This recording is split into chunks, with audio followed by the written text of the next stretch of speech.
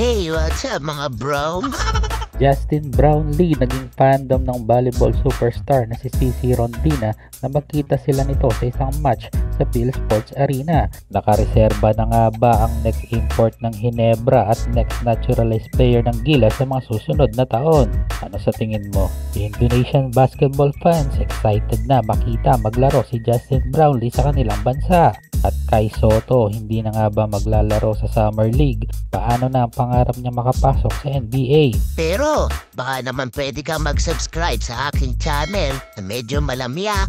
Pero sa umpisa lang yan at babawi sa dulo. Tila nga naging isang fandom ang Gilas naturalized player na si Justin Brownlee matapos nga siya mamataan sa isang volleyball game kahapon. Hindi na nga naitago ng Gilas naturalized player at Ginebra resident import na si Justin Brownlee ang kanyang pagiging fandom sa isa sa mga volleyball superstar ng ating bansa na si CC Rondina. Ayon kay Brownlee ay gusto lamang niyang suportahan ng mga atletang Pinay pero meron siyang apple of the eye sa team ng Choco Mucho at ito nga ay si CC Rondina. Dinagdag pa ni JB na matagal na nga niyang napapanood si CC sa TV kahit nasa UAAP pa nga lang daw ito ay hanga na siya sa Pinay. Ayon naman kay CC ay para siyang lumutang sa ere nung nalaman niyang fan siya ng Gilas Pilipinas superstar at isa ito sa mga nakakapag-boost ng kanyang confidence sa laro.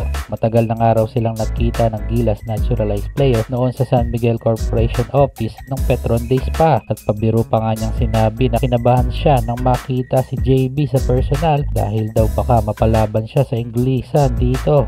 Nakareserba na nga ba ang next import ng Ginebra at next naturalized player ng Gilas sa mga susunod na taon? At eto, kadugtong pa rin ang balita tungkol kay Justin Brownlee. Inaasahan na nga na maglalaro si JB sa Indonesian Basketball League o IBL sa susunod na buwan hanggang June.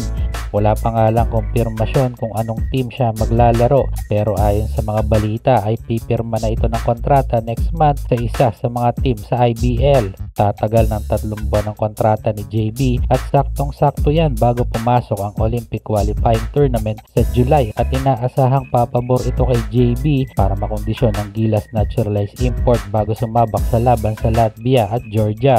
Ayon kay Brownlee ay si Coach Tim pa umano ang naghimok sa kanya para maglaro sa IBL para daw umano makondisyon siya at hindi mawala ang laro bago sumabak sa OQT sa July. Sana nga lang ay hindi ma-injured si Justin Brownlee bago pumasok ang OQT sa July.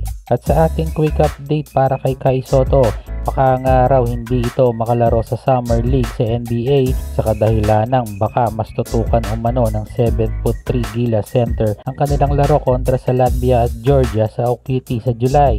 Ayon kasi sa mga balita na mas may tsansa umano si Kai makapasok sa NBA kung sa OQT siya magpo-focus at hindi sa Summer League. Sa kadahilanang nakatutok ang mga agent at scout sa OQT kesa sa Summer League na kadalasan daw umano ay palakasan rin ang labanan.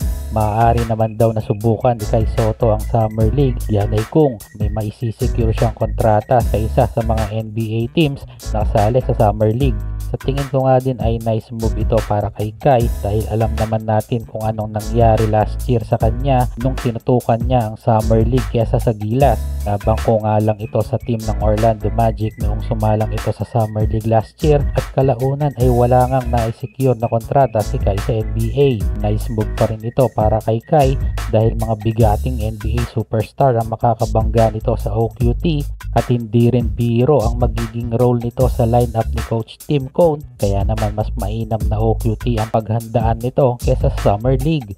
Good move ba ito para kay Kai? Ano sa tingin nyo mga chong?